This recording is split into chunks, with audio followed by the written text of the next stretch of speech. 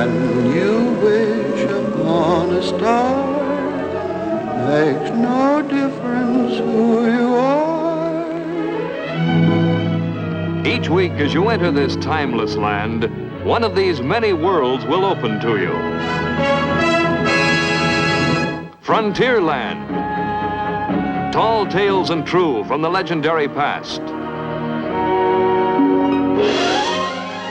Tomorrowland. Promise of things to come. Adventureland. The wonder world of nature's own realm. Fantasyland. The happiest kingdom of them all. Presenting this week,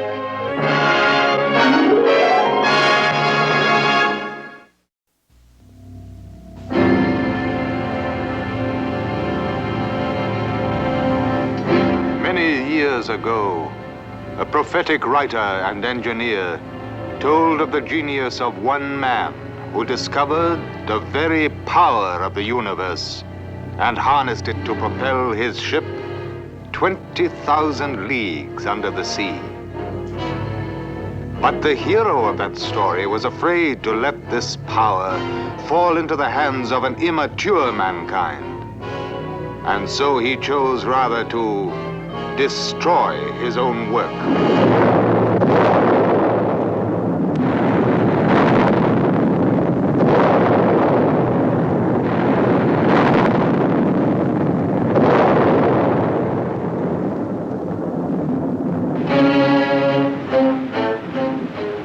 Yet there is hope. In God's good time, nature's own energies will come to humankind for a better and a richer life. Fiction often has a way of becoming fact. Not long ago, we brought you the immortal tale, 20,000 Leagues Under the Sea, featuring the famous submarine Nautilus. According to the story, this craft was powered by a magic force. Today, that tale has come true.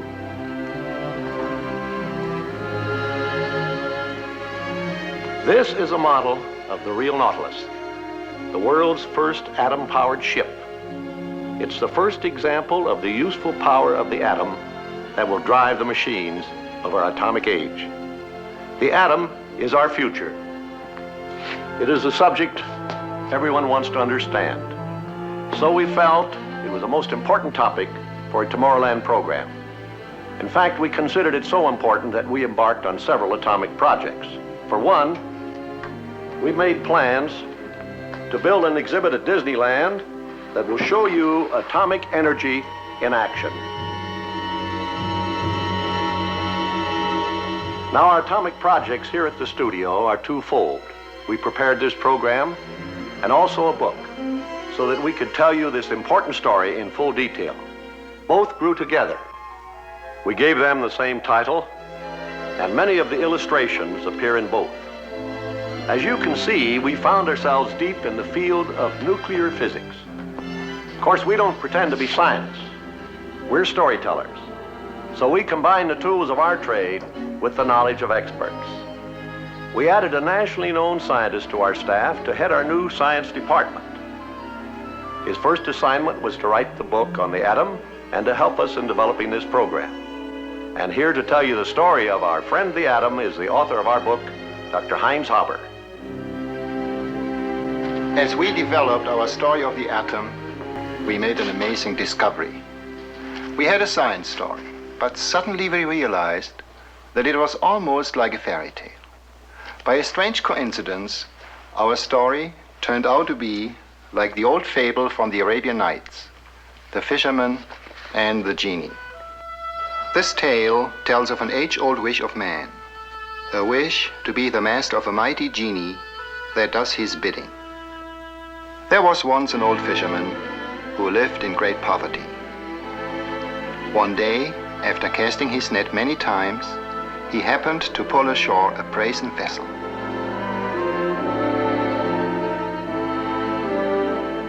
Its mouth was closed with a lead stopper. Marveling at his strange catch, the fisherman said, I'll wager that whatever is sealed so well must contain something of great value.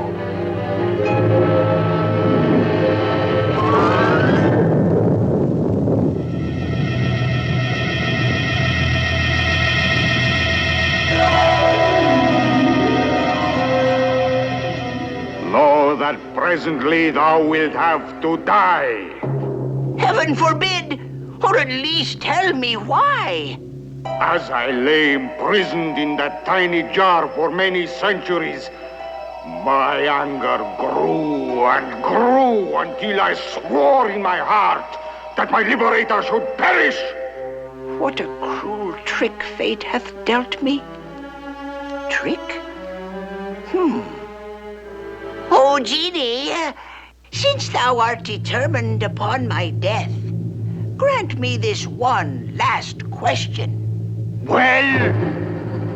How can one as mighty and powerful as thou dwell in so tiny a vessel? What?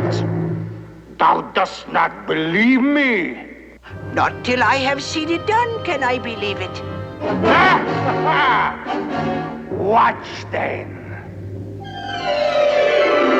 Now you shall return to the sea. Nay, I did not mean what I said. No, release me. And I give my solemn vow to grant thee 3 wishes.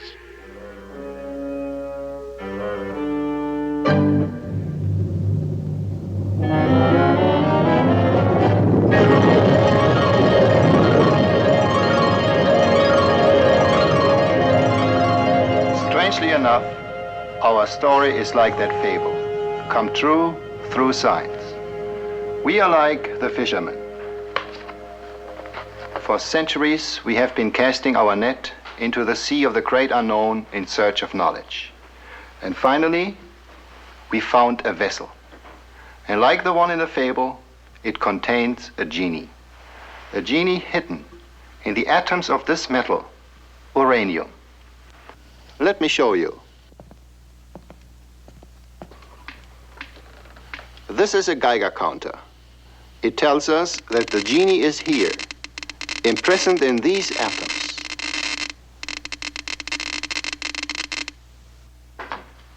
So this is our story.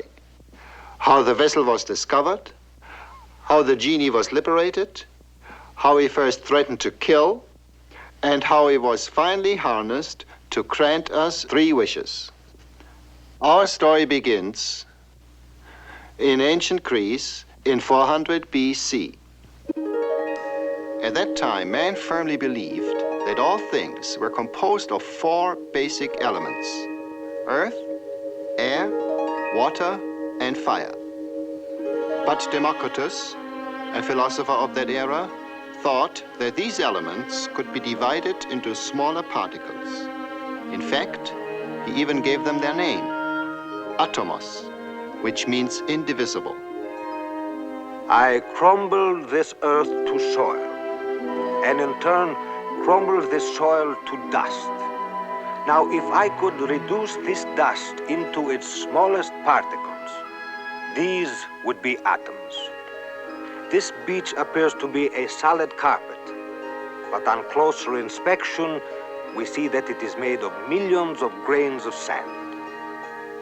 If we think of grains of sand as atoms and pack them together, they can be molded into any desired form.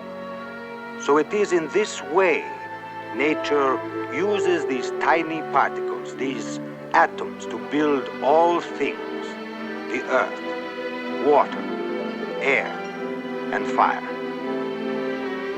If air and fire consist of small particles, how can they rise?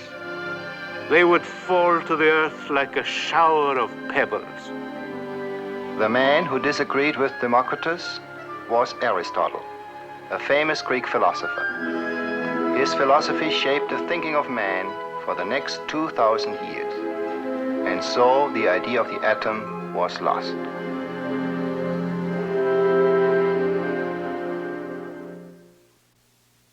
In the 17th century, man went beyond mere thinking. He began to act. His philosophy became seeing is believing. He invented the telescope, and this magic instrument greatly extended his range of sight. He saw mountains and craters on the face of the moon.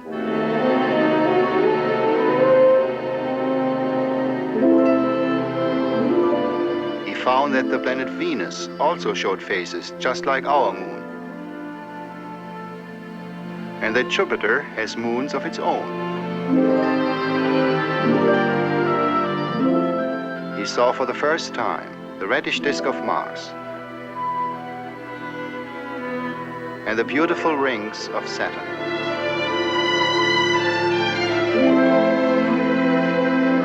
With a telescope, man discovered the universe in all its unbelievable richness.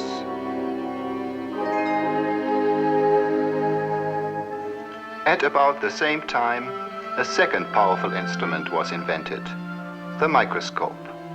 It opened up an entirely new and tiny world for man to explore. It was a world full of strange patterns and designs. Man found them in ordinary things such as wood, in the feathers of birds, in the bodies of insects, and in the scales of fish. The microscope revealed infinite details in everything. There was hidden beauty in miniature seashells, so tiny that millions of them form only a wisp of powder.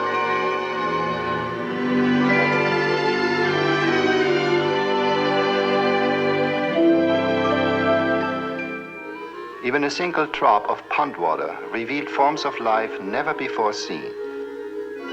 Tiny, one-celled animals and plants. The microscope gave man his first look into nature's miniature universe, a world teeming with fantastic forms of life. With the microscope, man also discovered the beautiful and regular forms of crystals.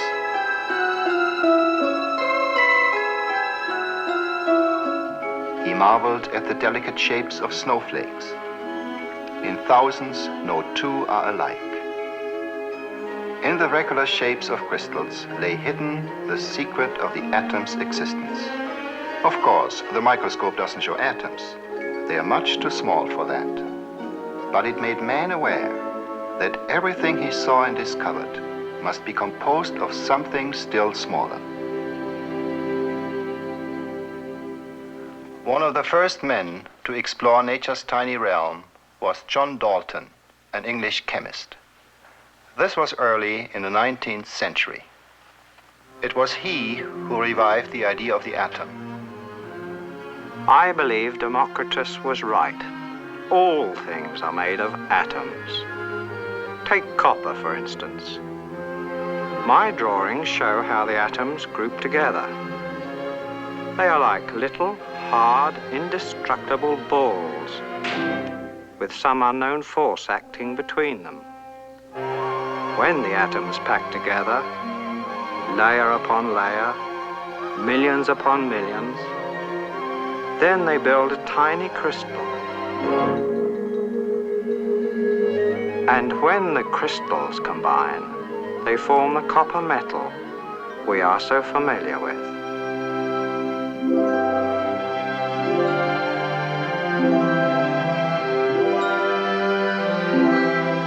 And there are also atoms for silver and gold. There are different kinds of atoms everywhere. Atoms for sulfur in a match. Atoms for carbon in every ordinary pencil. Atoms for mercury in a thermometer. A different kind of atom for each element. But most of nature's creations are mixtures. This glass is a mixture of different kinds of atoms. The wood here, another. This book is composed of more mixtures than I could name. The secret of how nature creates her mixtures was first understood in 1811 through the work of Amedeo Avogadro of Italy. When atoms of different elements combine, they form into small, compact masses, which I call molecules. I have found that there is a different proportion of atoms for each kind of molecule. For example, when one atom of oxygen combines with 2 atoms of hydrogen, they form the most common molecule in nature. This, of course, is H2O, water. It takes billions and billions of these water molecules to make a single drop of water.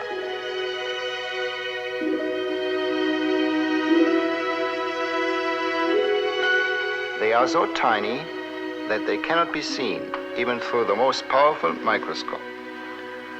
However, the microscope does reveal an important fact about atoms and molecules. It shows that they are in constant motion. These are dust particles in a drop of water, and you can see that they are being kicked around by the ever-busy water molecules. It was over 100 years ago that an early microscope first revealed that atoms and molecules are constantly on the move. Now in a flame, for example, the motion of the atoms and molecules is extremely violent, and this is why a flame is hot. Our skin is equipped with tiny organs that can feel this violent movement as heat or even pain. Now in this glass, the molecules are moving much more slowly, and so it feels normal to the touch. Even in an ice cube, the molecules are moving, but very slowly, and this is why the ice feels cold. Let's look at heat with an atomic eye, so to speak. Atoms, of course, don't burn up. They merely rearrange themselves, forming molecules of soot and ashes. So that you can see what is going on, we will exaggerate the size of the atoms over 1 billion times. The molecules in the flame dash around with great speed and bounce against the molecules of the glass. They transfer their violent motion to the glass and finally to the ice. It's like a pool game with the balls bouncing against each other. If more heat is applied, the ice molecules will move faster and faster and finally break loose from each other. The ice melts.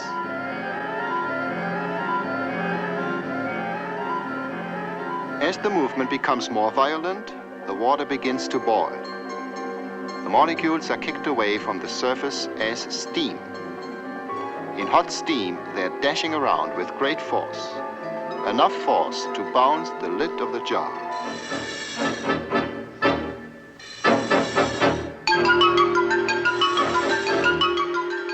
There is power in steam, power that can do more than just lift the lid. When this force was put to use, it ushered in the mechanical age.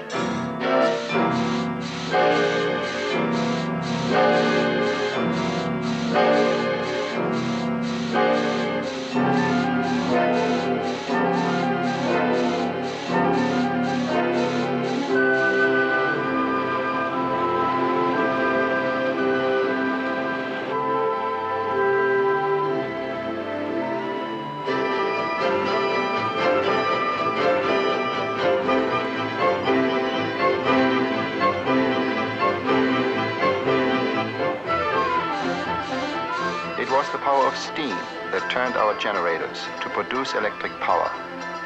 And the gaslight era then became the age of electricity.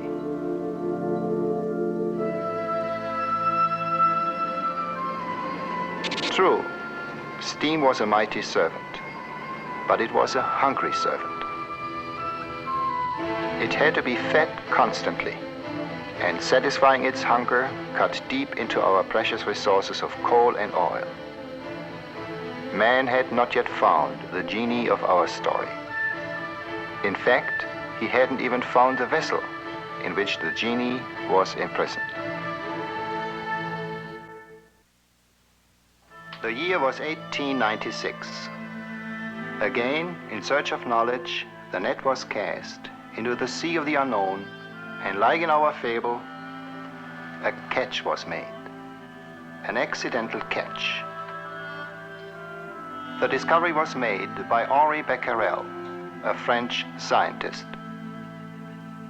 Today I discovered something very strange. I happened to leave a piece of uranium on a wrapped photographic plate in a dark drawer. When I developed the plate, I found that it was fogged. Apparently, the uranium had exposed it, even in the darkness and through the wrapping.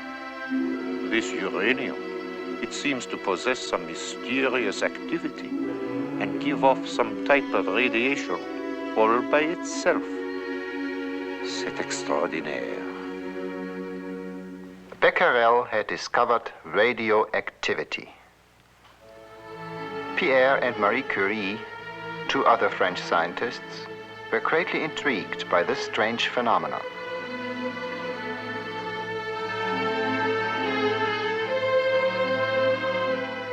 While seeking the source of the radiations from uranium, they discovered a new element which gave off even stronger rays.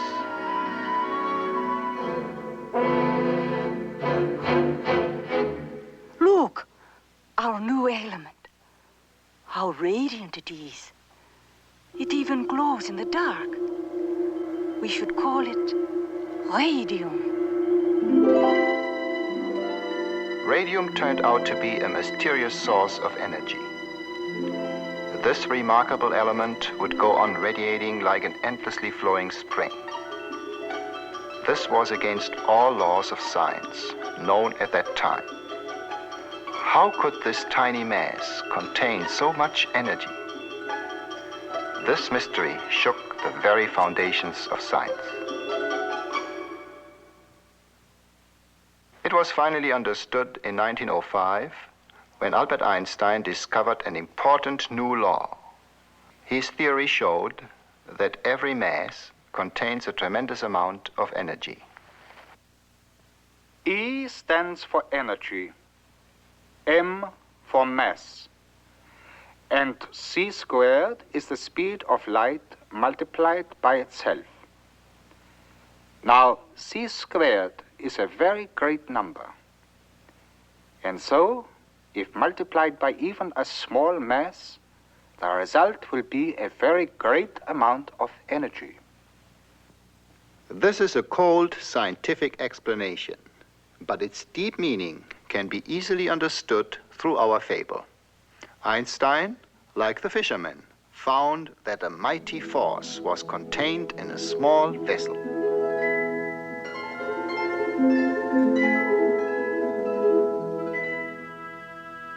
Radium constantly releases tiny bits of its energy through radiation, a little bit every second. And there is so much energy that this activity can go on for thousands of years. These rays were actually tiny fragments of atoms breaking apart. No longer could the atom be considered the smallest particle in nature. Evidently, the atom was not an indestructible little ball after all. But then, what was it? The first clue to this question came from Lord Ernest Rutherford of England. The year was 1911.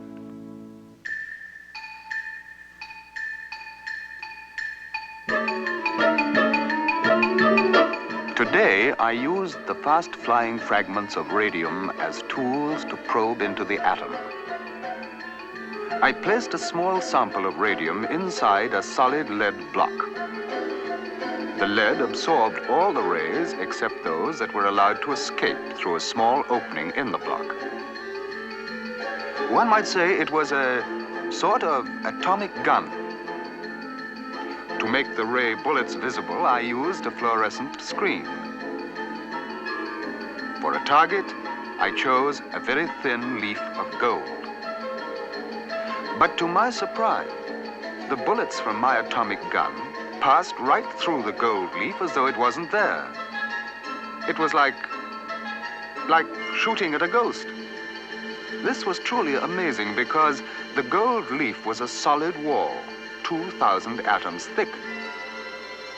So the atom can't be as solid as we always thought. Then, unexpectedly, one out of thousands of bullets ricocheted, striking something solid.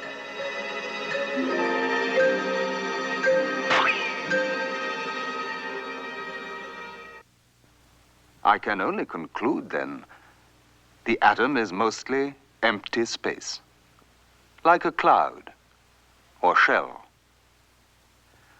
But occasionally I hit something solid. It must be very small, a tiny particle in the center. I shall call it the nucleus of the atom. With Rutherford's discovery of the nucleus, scientists began to understand how nature builds her atoms. The shell of the atom appears solid, just as a fast-whirling fan seems solid. Actually, the shell is composed of a whirling swarm of tiny electrical particles called electrons. They circle around the nucleus like planets around the sun. So the atom is like a tiny solar system. But scientists are ever curious. Like the fisherman who examined the vessel he had hauled ashore, they began to probe the atomic nucleus for its secrets.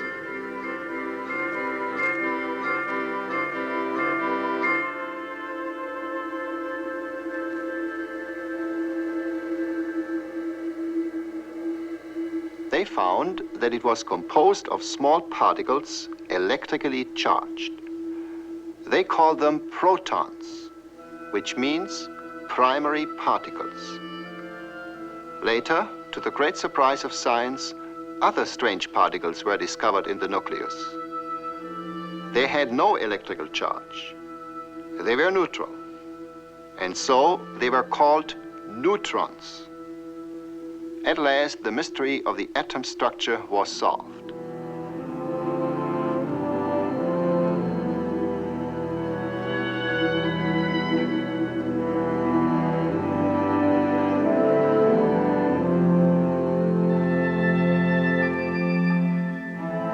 How amazing nature is. Think of it. There are countless solar systems of atomic suns and planets in everything.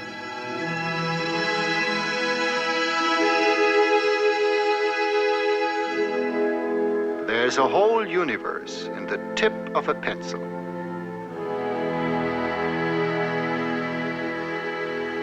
Even in this tiny pencil dot, there are billions of times more atoms than there are people on our Earth. There are many kinds of atoms. It's interesting to see how they differ in the various elements. It's a fascinating study in numbers. Let's start with number 1. The simplest atom in nature. 1 proton and 1 electron give us the element hydrogen, a very light gas.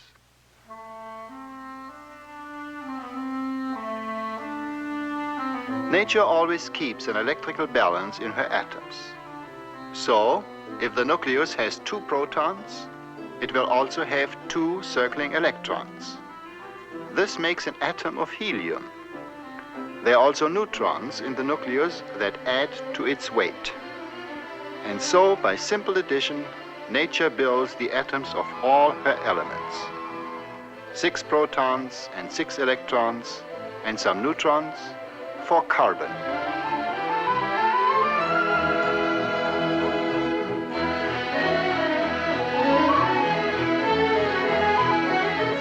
(16 and 16) for sulfur.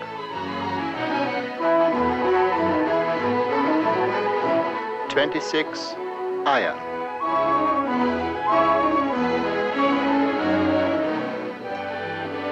47 silver.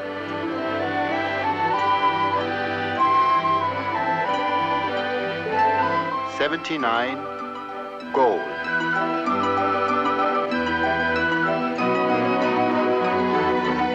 92 uranium, the famous radioactive element.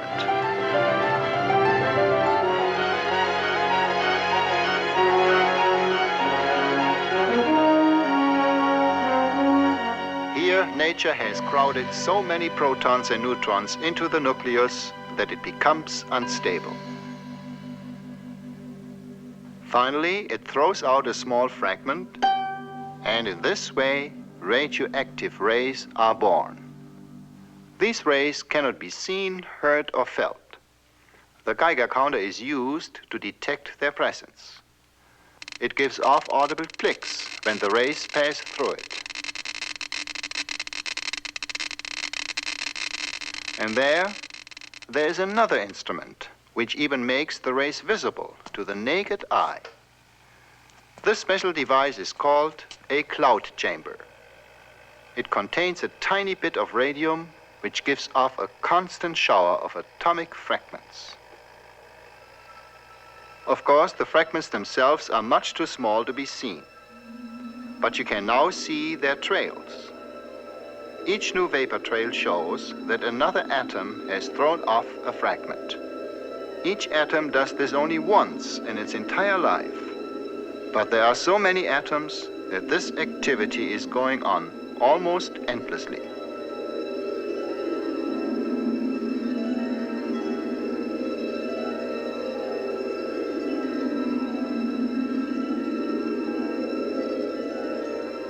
We might say that a radioactive atom is like a set mousetrap.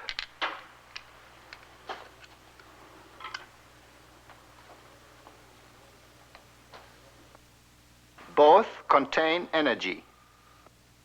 The traps on this table represent the atoms in a piece of radium. Every so often, one breaks down all by itself, releasing a bit of energy. But radium is useless as a power source. There aren't enough atoms releasing their energy at the same time. But nature knows all the secrets of the atom. Since the beginning of time, she has used atomic energy to power the whole universe and to light the fires in the sky. The best example is our own sun. These are actual time-lapse pictures of the sun's rim.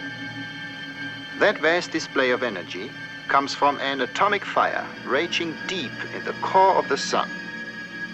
If this was an ordinary fire, the sun would burn to a dead heap of ashes within a few thousand years. But so much energy is produced by these atoms that the sun will go on shining for billions of years to come.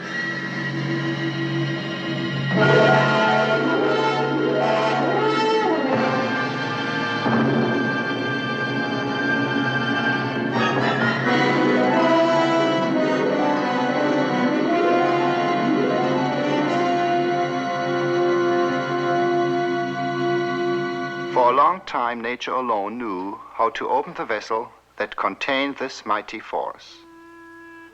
To man, however, the vessel remained closed.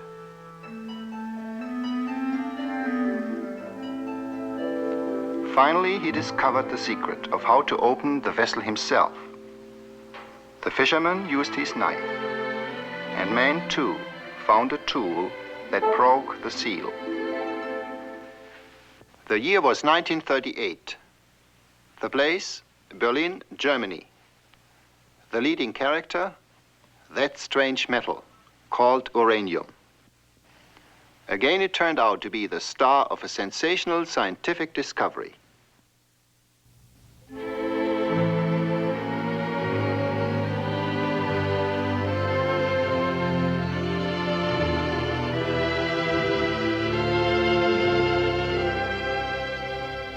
Otto Hahn and Fritz Strassmann were probing the secrets of the uranium atom. Like Rutherford, they used atomic bullets. They used neutrons, the neutral particles that were discovered hidden in the nucleus of the atom. The neutron is an ideal bullet. Since it is neutral, it isn't deflected by the electrical charge of the atoms and flies through them in a straight course. Finally, it struck a nucleus. The uranium nucleus split in two. Atomic fission had been accomplished. But this wasn't all that happened. Two neutrons were released from the split nucleus. One bullet was used to split the atom, and 2 new ones were created in the process. Now we have 2 neutrons to split 2 atoms. This implied a fabulous prospect, a nuclear chain reaction in uranium. Let's go back to our mousetrap atoms. We can create a chain reaction with them. We'll use our 2 ping pong balls for neutrons. They will be released when the atom splits. Now all these mousetraps are the atoms that will be in the game. They are set, loaded, and ready to go. To start the chain reaction, all we need is 1 neutron. It has to trigger just 1 trap. The ping pong balls that are released will set off 2 other traps. And then we'll have 4 balls flying to trigger more traps. I think you can see what is going to happen. Watch.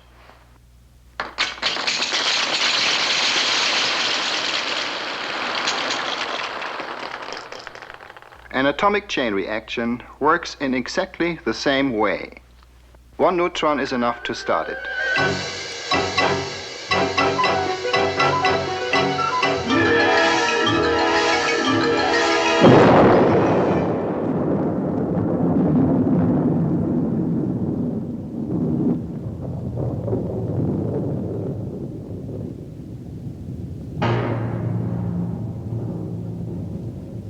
The atomic genie was freed, and his devastating force posed a fearful threat.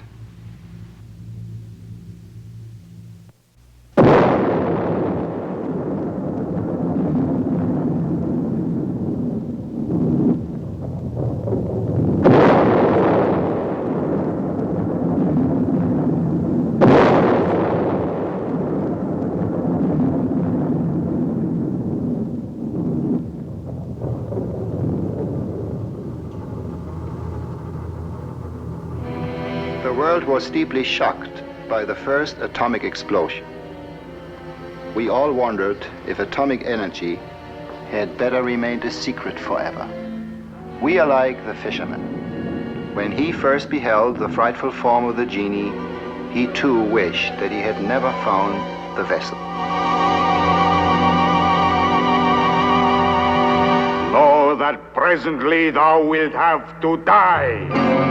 Heaven forbid! But our fable had a happy ending.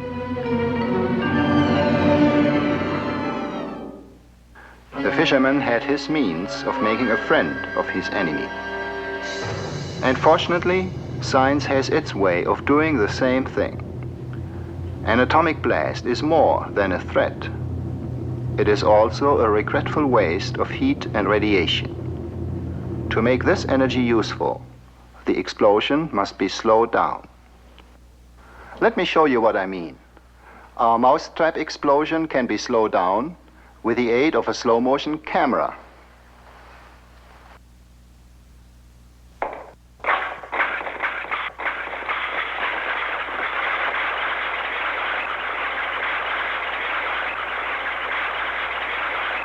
As you can see, the chain reaction is now spread over a longer period of time. The energy is released slowly, and the heat and radiation stay within useful limits. Atomic scientists produce slow nuclear chain reactions within the famous atomic reactor. It's really just a furnace with thick concrete walls to encase the atomic fire. Blocks of uranium serve as atomic fuel.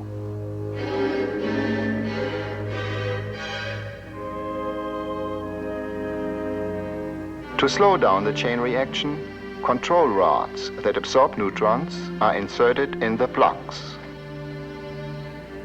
These rods act like a damper in the furnace and catch some of the flying neutrons and take them out of play. This allows fewer atoms to split and keeps the reactor burning almost endlessly at an even temperature.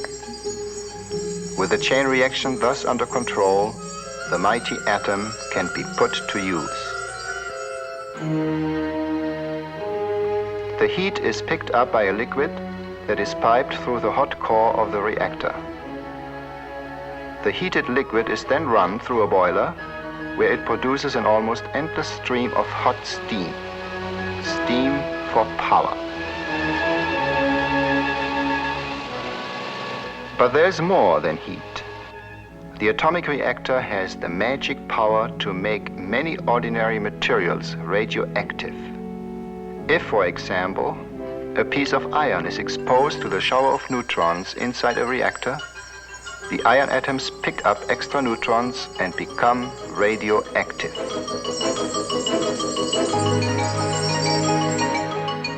In this way, the reactor creates for us artificial radioactivity in many elements. Like natural radium, they are valuable tools in science and medicine. The atomic reactor, then, gives us a chance to make the atomic genie our friend. He will come forth to our beckoning, and just as in the fable, he will grant us 3 wishes. The decision is ours. What should we wish for? What do we need most? Our coal and oil will not last forever. Yet we need ever more power. So,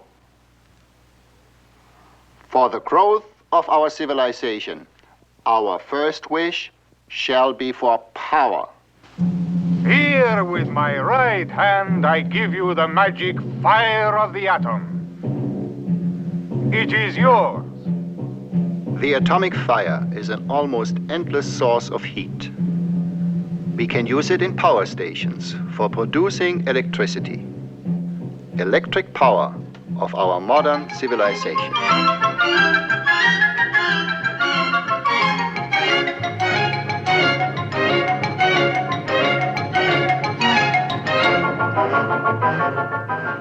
And then, the atom will run our ships.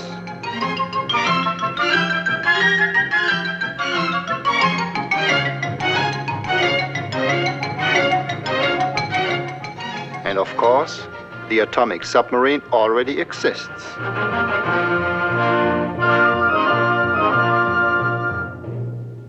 The atomic fire can heat air as well as water. Then the atom becomes the driving force of a jet engine. It can drive an airplane.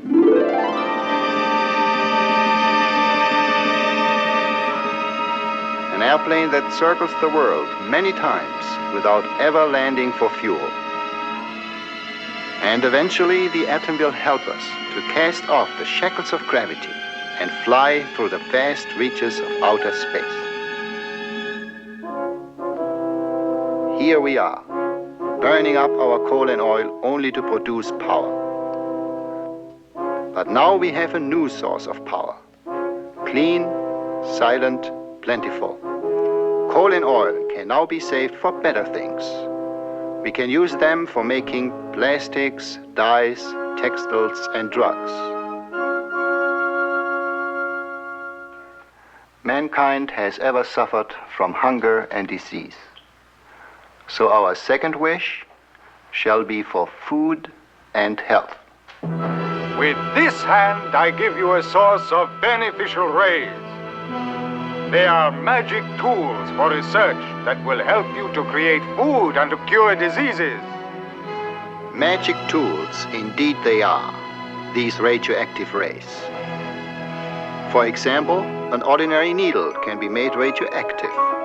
And then, if it is hidden in the proverbial haystack, it can easily be found by the rays it gives off.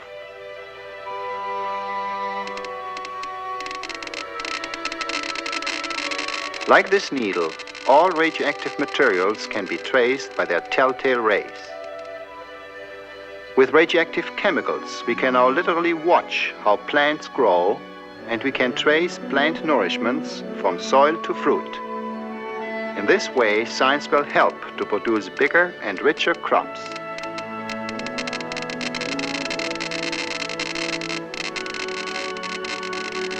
The growth of animals can be studied in the same way, and the best food can be found for better and healthier livestock.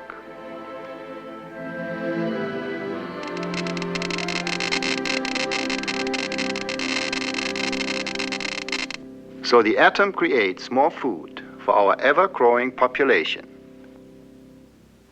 And these same rays are the tools of atomic medicine.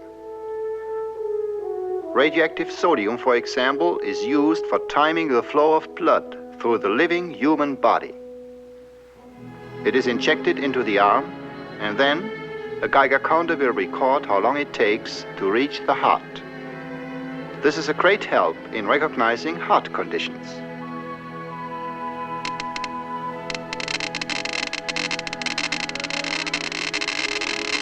In diseases of the thyroid gland, radioactive iodine performs an amazing job. If mixed in an atomic cocktail, it will gather in the thyroid because iodine is attracted to this gland.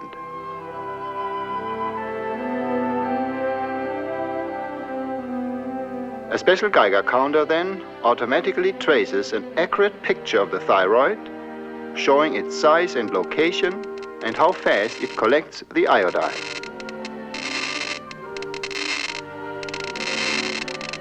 Radioactive elements can also heal. Phosphorus, for example, lodges in the bones, where its mild radiation can cure certain blood diseases. The patient carries his treatment with him, even while he works and sleeps. And then, radioactive cobalt is used in the famous cobalt bomb.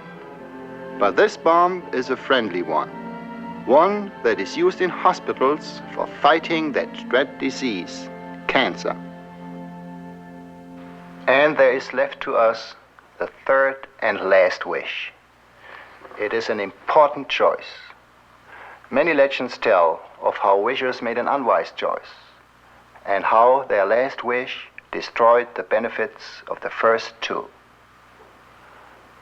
The atomic genie weighs in his hands the powers of both creation and destruction.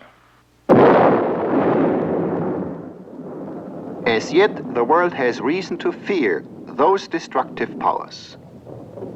So our last wish should simply be for the atomic genie to remain forever our friend.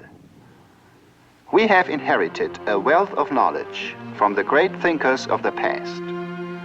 That this heritage would ever be applied towards destruction was farthest from their minds and hearts.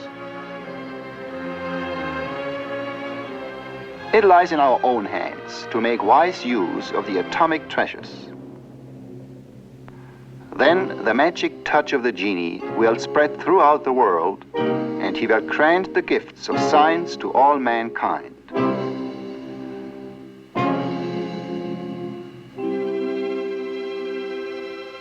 The great scientists before us gave us knowledge of the atom, and our last wish will come true if we use the power of this knowledge in their spirit.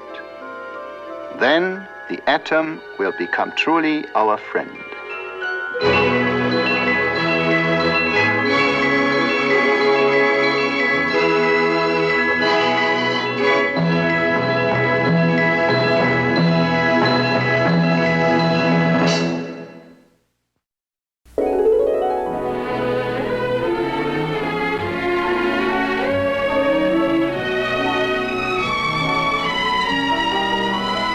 Now, in motion picture theaters everywhere, you'll be able to see for the first time Walt Disney's new Technicolor feature, Westward Ho the Wagons.